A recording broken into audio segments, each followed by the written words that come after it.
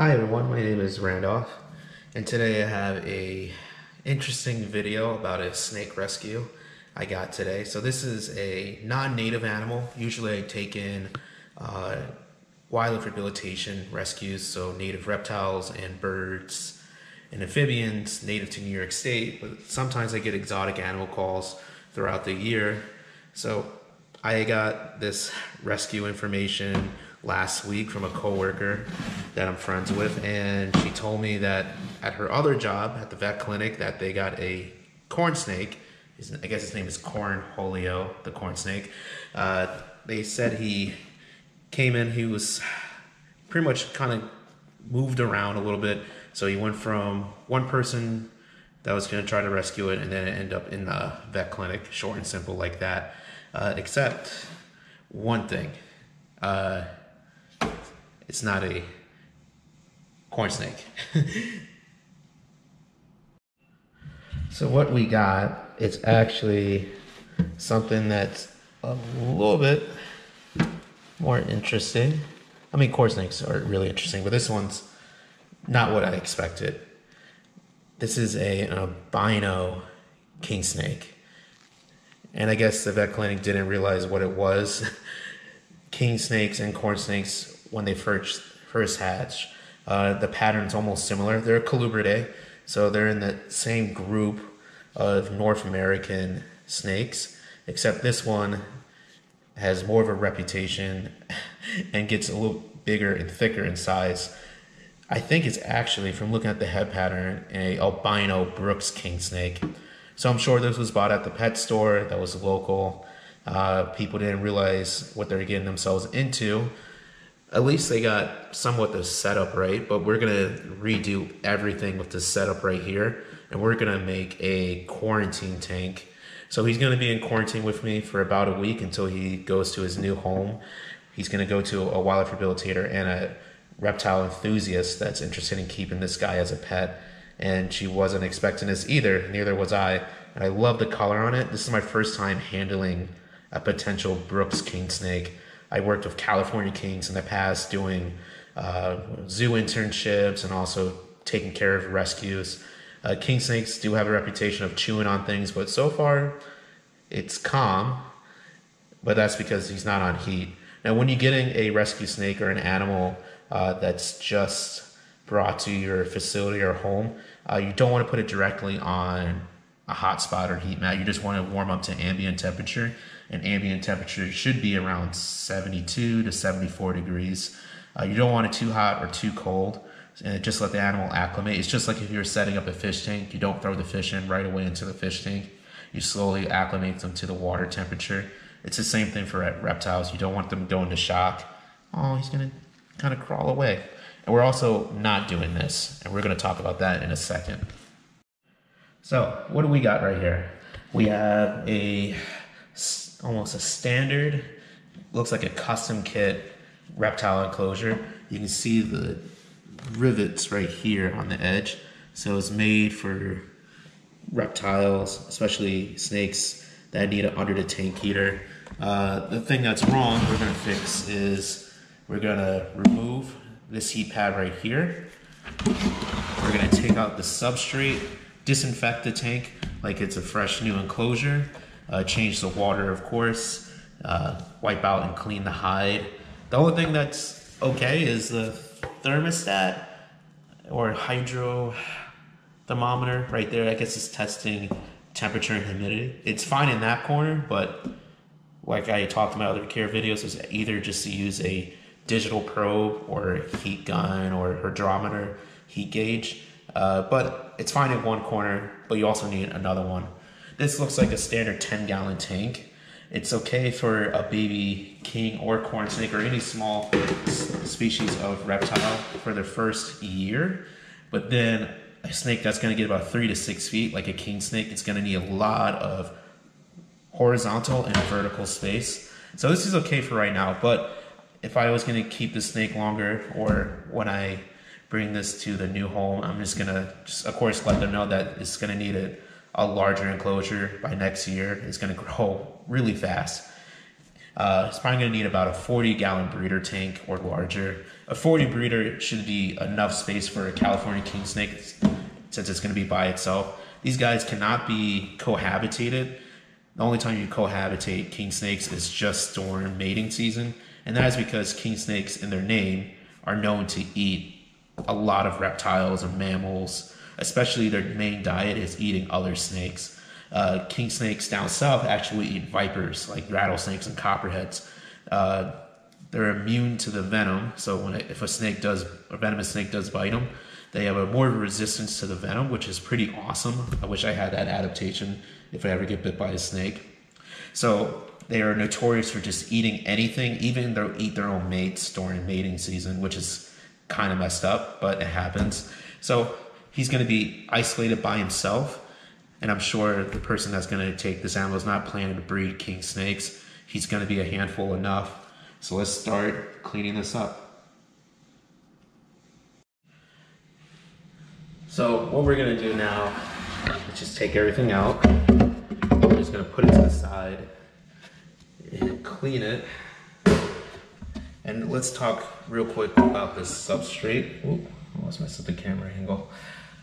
It's aspen wood shavings. Now, this is sold in pet stores all the time. Even breeders and reptile keepers use this stuff. I personally, my personal and professional opinion, I don't like this stuff. It's aspen wood shavings. It's dry. King snakes do come from like drier regions, especially if they come from California and down towards Mexico. Brooks Kings come from around Florida, so it's a little bit more humid. But the issue I have with aspen wood shavings is that it's too dry, and then when the animal defecates, it doesn't break down well. It starts to hold a lot of ammonia, can lead to respiratory issues. The other problem you get with aspen wood shavings is that it starts to scratch and get caught up in the scales of an animal, and it can cause irritation, so that's a health problem. It's okay if you're transporting a snake or doing an educational show with reptiles, you can use aspen wood shavings. You just have to be careful that it's pure aspen wood shavings, not mixed with pine or different species of trees. Pine is really bad for reptiles. It has a lot of oils and terpenes that can cause irritation and make the animal sick. But what I like to do for a substrate, I'll either use a mix of coconut husk, sphagnum peat moss. It's okay to have some moisture and humidity. You don't have to do a humidity box and keep the animal just kind of occupied in one area. You try to do a nice even mix of moisture throughout the enclosure so you can have the microclimates. And then king snakes and corn snakes as well like to dig around in their enclosures and try to make little burrows. And I'm pretty sure when he gets bigger, he's going to be exploring his larger enclosure. They are diurnal, so they will move during the day and explore their enclosure. The hide was actually not bad. It's a little too big. I mean, this is like for a full-grown king snake, but might as well just buy it anyway. It gives an animal enough space to hide and climb onto it. The water dish is fine too. It's not too deep, but it has enough area where the snake can soak himself in. When he gets larger, he's going to need like almost like an extra large water bowl, but that's okay. But let's get situated in taking this out. And since he's on quarantine, you don't have to do a crazy setup. Especially, I want to check for mites or ticks. I'm pretty sure the snake is clean and the vet clinic took care of the husbandry as best as possible. But for just as precaution, if I'm getting a new snake, I don't try to do crazy substrate. I try to keep it very simple with coconut husk, or I use paper towels or newspaper. Especially if I need to get a fecal sample, it gets embedded with the aspen shavings or coconut husk. It's gonna just absorb into the substrate, and then I can't get a clean fecal sample to test for parasites. So we're just gonna keep it simple. Newspaper with the hide, and then of course move this heat pad out in a moment. But let's try to get this stuff out first.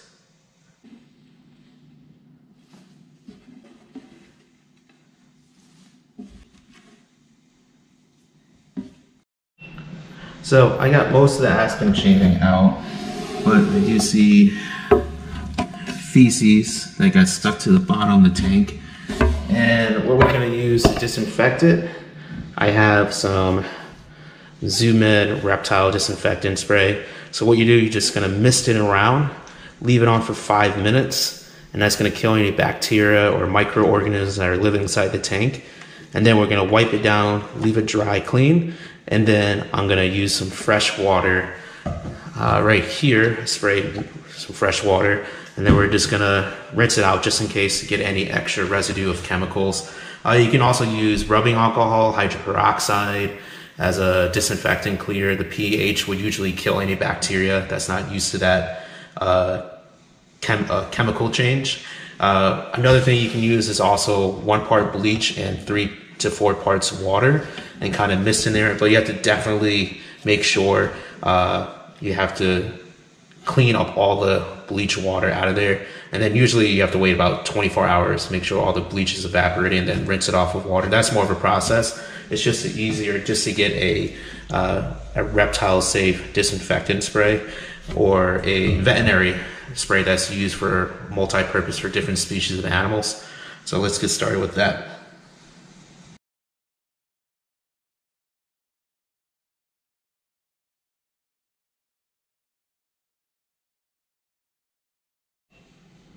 So, of course, when you guys are watching this, you're not seeing the slow process of me rinsing it off and drying it. So it's clean, disinfected as best as possible. Didn't see any little ticks or mites crawling around in there on the paper towels. So that's good. And it was a little bit annoying with all the sawdust. This lid doesn't come off. But I do see when I'm looking at this tank, there's these little clips on the bottom of the tank that I could hook up the heat pad. I just don't know why they hooked it to the side.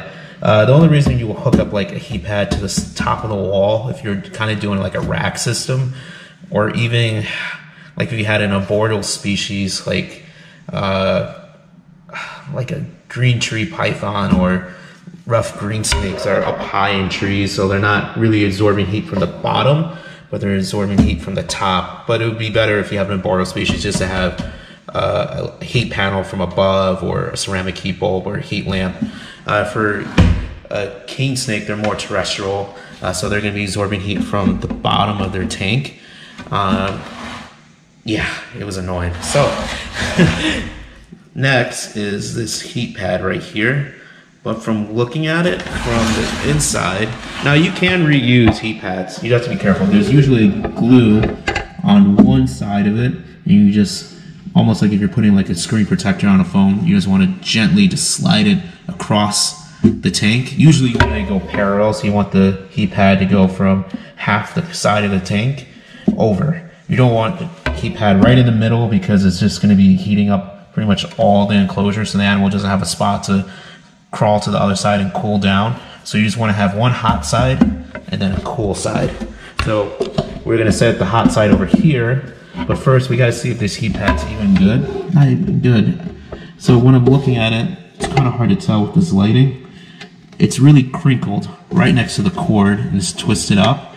Now you have to be careful if the heat pad, if the electric cords are even twisted up too much, that it can cause electrical fire.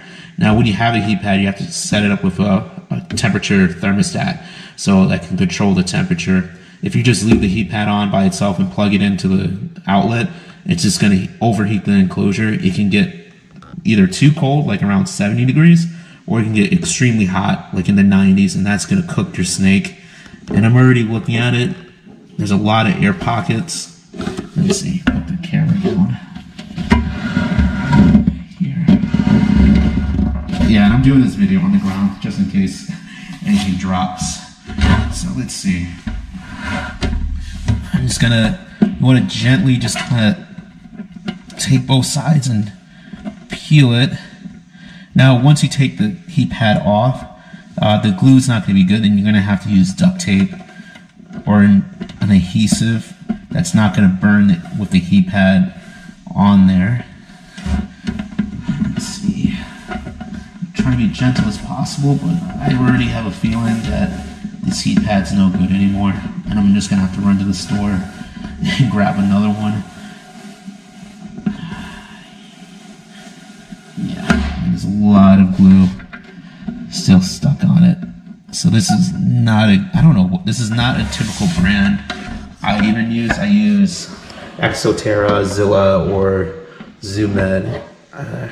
For copyright reasons, so I don't get a lawsuit on this video, I'm not going to show the name on the heat pad and talk about the brand. So you can see all the glue was just torn off. You can see I'm just rolling it with my fingers. So, and then you see the cord is twisted up, so that's not good. Yeah, I'm gonna have to run to the store. So it's gonna be like a time-lapse video with this care thing. So I'm gonna head out and get a new heat pad. Okay, I'm back. So an hour later, going to the pet store, I got a 10 to 20 gallon under the tank heater, UTH. So we're gonna apply this to the one side for the hot spot. And we're not going to add a heat pad over here. We're just going to let it naturally just cool down to an ambient temperature, so around 72 to 75 degrees. And we're going to keep this hot spot when we attach it to the thermostat around 82 to 85. So this side's going to be warmer, and then it's just going to slowly trickle down temperature going to the other side. So it looks massive because it's in the cardboard, but when I take it out, it's going to be smaller. Take it out right here. Careful if you're using a sharp object not to cut the heat mat, then you have to go back to the store and get another one. Now under the tank heaters are great for terrestrial species of reptiles like snakes, bearded dragons, and even tortoises. It wouldn't hurt to get a under the tank heater if you're having trouble with a large surface area, especially during the cooler times of the year where the temperature is dropping indoors. You want to keep it nice and warm for them. Usually these things will come with like little sticky tacks you can stick on the bottom of the tank to raise the ridge. You don't want the cord to be cut or smashed down by the tank because of all the weight. But as you can see, this tanker is already designed to have the little stands on the corner. So that's going to be perfect for what we're about to do. And you can see it's actually smaller in comparison. So this, the adhesive right here, it gives you instructions on the back how to apply the under the tank heater. Of course, I already kind of been doing this for over 5 years, so it's not that hard. So we're just gonna take this heat mat and we're gonna apply it. And before you apply the heat mat, just to double check if there's any dust or any debris on the side of the tank. So what I'm going to do right now, I can see there's a little bit of debris and smudges from oils. I want to make sure this is firmly on the tank. I'm just going to lightly spray some rubbing alcohol just to get off the dust, just like if you were installing a screen protector on your tank. And you can see right here I was talking about these little clips on the side.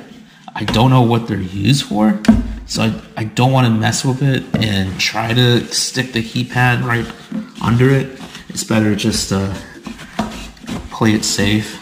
So just wiping it off, getting all the gross stuff off the bottom of the tank.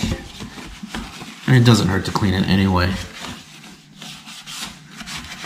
Alright, so it looks dry. And what we're gonna do, I'm gonna take my gloves off so it doesn't stick with the glue. We're gonna just peel this little stick off. And before you apply it, you can either have before you take the sticky part off, you can either move it around just to adjust it to how you feel comfortable where you want to place it. But as I can see, I'm going to put it right here on this corner. So I'm just gonna, and I'm going to try to edge it too. So I'm going to try to get from the back corner where my left thumb is. And I'm just going to, without bending it, I'm trying to squeeze it. I'm just going to press, sliding going down.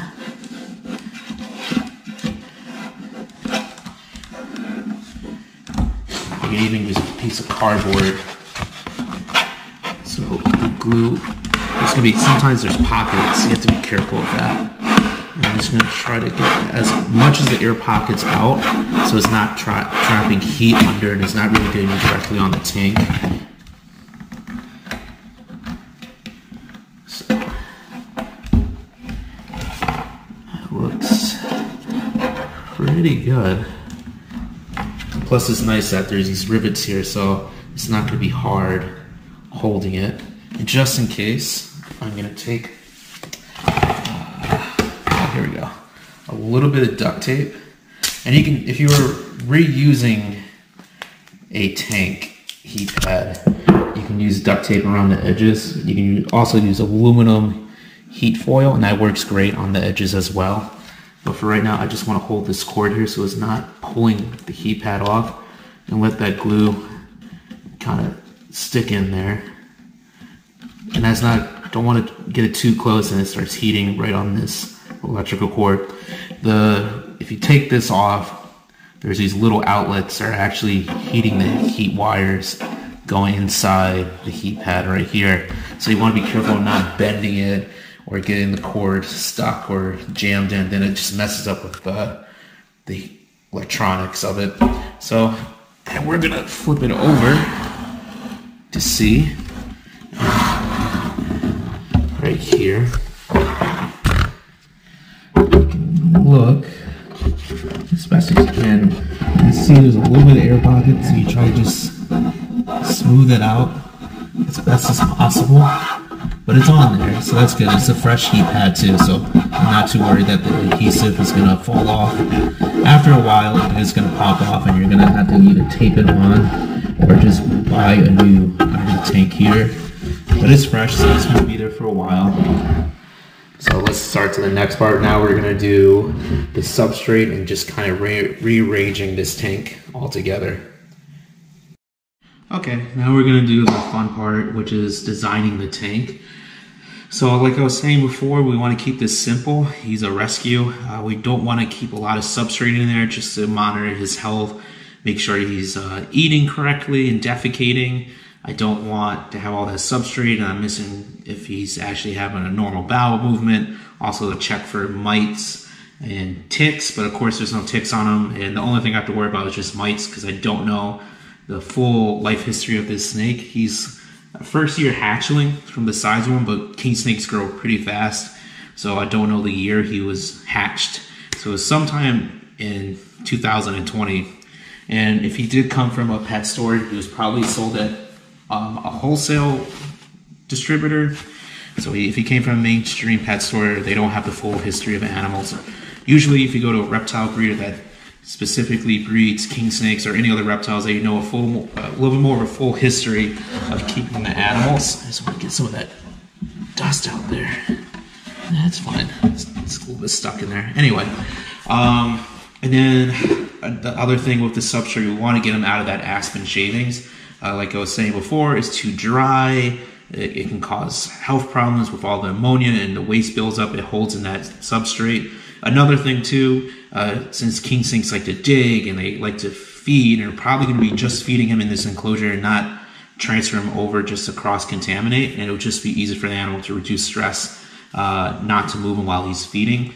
Aspen shavings cause a lot of impaction, so the animal's bowel movement is not going to pass the wood shavings, and this is the same thing for other reptile species. You have to be careful using like a mulch mix or any wood shavings, because if the animal consumes it, it's just going to be stuck in their stomach and it's just going to cause a lot of impaction. The animal can end up dying, or it's going to need a very expensive surgery at the vet clinic to remove all the substrate from his stomach. It can also cut with the fibers from the wood, start cutting down his esophagus, which can cause more health problems and end up just killing the animal.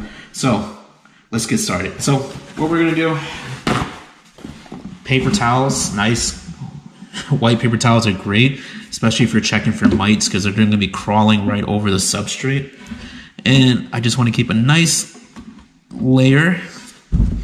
You can always consider, like, if you were doing a heat mat on the enclosure, sorry, not a heat mat, a reptile mat. Same thing. If I had those, that would have been okay too as well, but paper towels are just easier to like just remove and dispose of, especially if you're taking care of sick animals.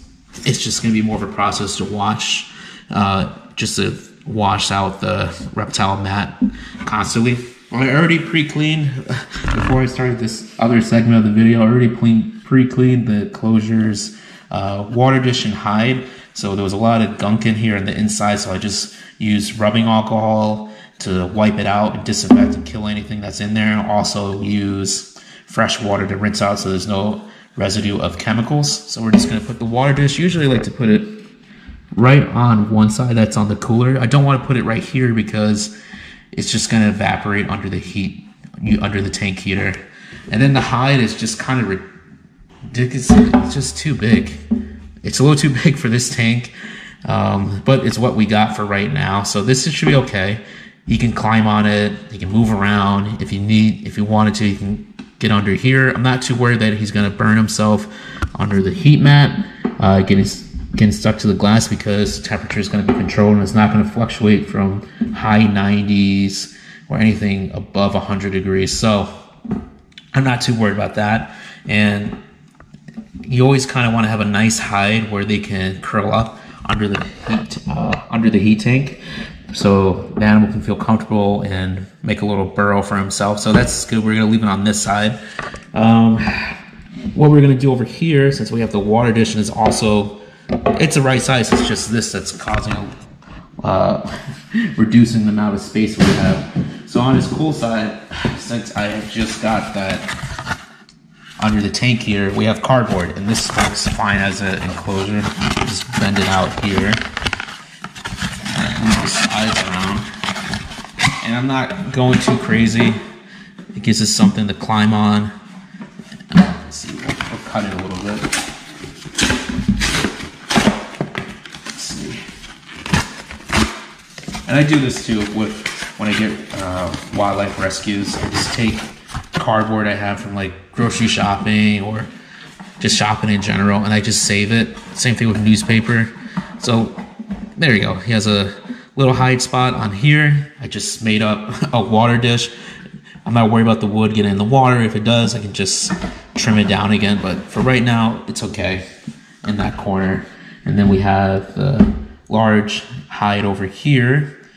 Like I was saying, we have this temperature and humidity gauge right here. It's saying like I think it's like 50% humidity. I could be wrong.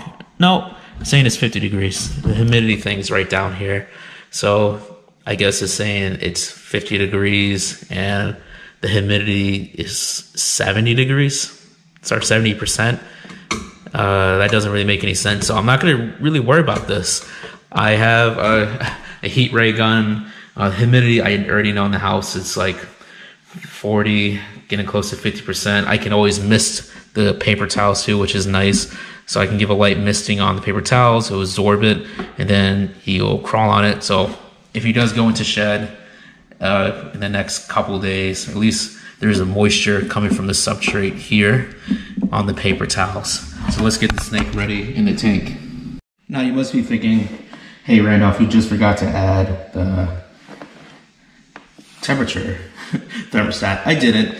I wanted to talk about that last part before I put the snake in here because I want the temperature to be controlled a little bit, and we're going to check it. So this is it's one I bought online. You can find them either at the pet stores, get them online like on Amazon or other pet sites. So this is a under the tank thermostat right here, and I'm going to plug it in to show you what you have to do to install. And this is going to control the temperature. So we have the probe right here, and it's attached to the system. And then we have the buttons right here where you can increase the temperature either to Fahrenheit or Celsius depending on where you're from. And then you can decrease the temperature right here. The power is on, it'll be that red button. And depending on which one you get in the store, sometimes they have lights or a digital module right here. You can look at the temperature. So now it's saying it's reading 75 degrees. I'm not sure because I'm holding it between my fingers and it's reading that. So the next part is, let's tell the under the tank. This is the cord for the under the tank heater. We're going to install it right and this has prongs too. If it has a prong, you can use this. Actually, this is just for the video, but how I'm going to install them, I have 2 other rescue snakes that are in their isolated areas, so they're not going to be in contact with each other. But you can use one of these. This goes up to 1,000 watts. And you can actually use a 3-prong extension cord, and you can, of course, use a surge protector so you're not causing an electrical fire. Attaches this to a surge protector, the thermostat probe or controller, thermostat controller. You want to attach it to a surge protector just for safety of your house or your facility. And you can attach on an extension cord all the heat mats that you want to use. And this is just a conventional way where you can actually, if the animals are all under the same parameters of temperature, and I do have 2 other colubrins that are rescues for wildlife rehabilitation, they're all around the same parameters, so it'll be easy later on to attach the thermostat to it. But for right now, for the video, I'm just going to show you how to do it. So we're going to plug it in right here. And the next part is figuring out how to put this probe in, because this tank is bizarre and there is no holes unless I drilled into it to install it. So this is not a great snake tank, how this is designed.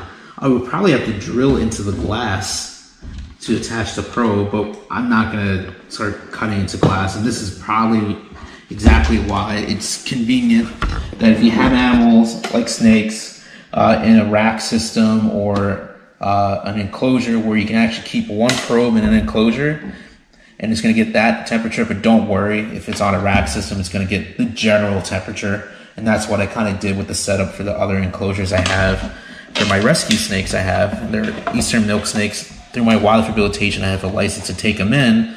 So they're all under the same temperature right now, and their temperature parameter is about the same as a Brooks Kingsnake. And they like nice humidity areas as well. So how are we going to angle this in? Here we go. So what do I do? Let's move everything out of the way. Maybe I should have done this before, but whatever. It's my first time doing a video like this. This rock. Okay, so some people will install the probe in the inside, in between the glass and the heat mat. But I don't like doing that because it's just going to be reading the temperature on the other side. And I kind of want it right on top, right here. And what I'll do, you can either use a little piece of silicone and glue it onto there. But if you have to clean the enclosure, it's not going to be great. So I would just take a piece of duct tape and I would just install it, hold it in place right there, right in the middle of that heat pad. So it's getting the exact temperature as best as possible. And if I try to leave it right there real quick. If we look, it's getting about 80 degrees Fahrenheit.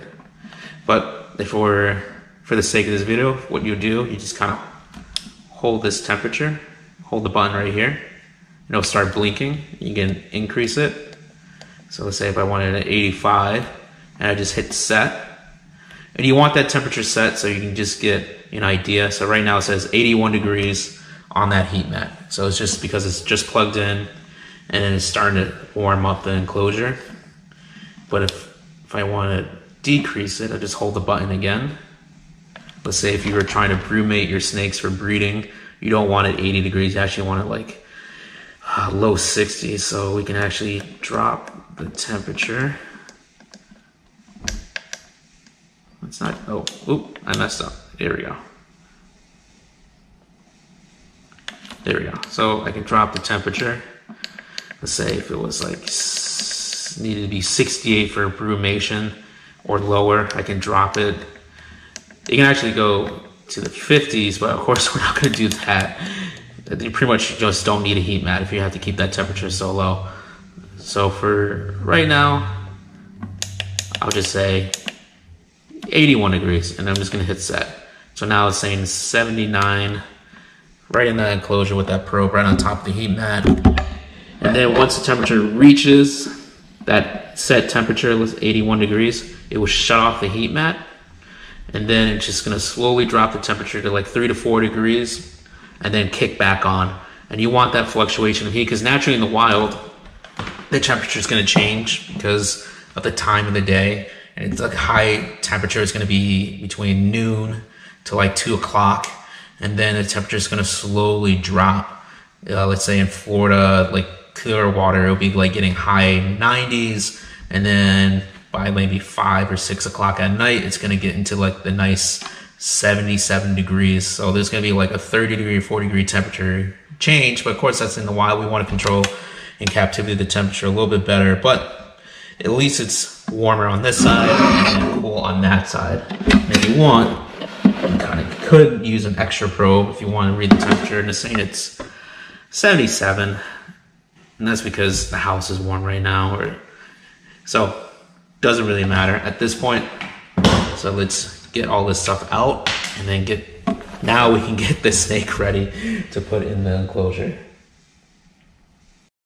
Okay, so we got our little guy right here in my hand. This really pretty king snake. So I know that his or her adopter is going to be excited to keep this animal in the next few days. So let's bring him in. Get nice and close, you can see. So we're gonna gently pull him in. So for the sake of the video, let's say the temperature is acclimated. You have the temperature thermostat attached. The temperature is reading around 80 degrees. So the animal has been in here for over 2 hours.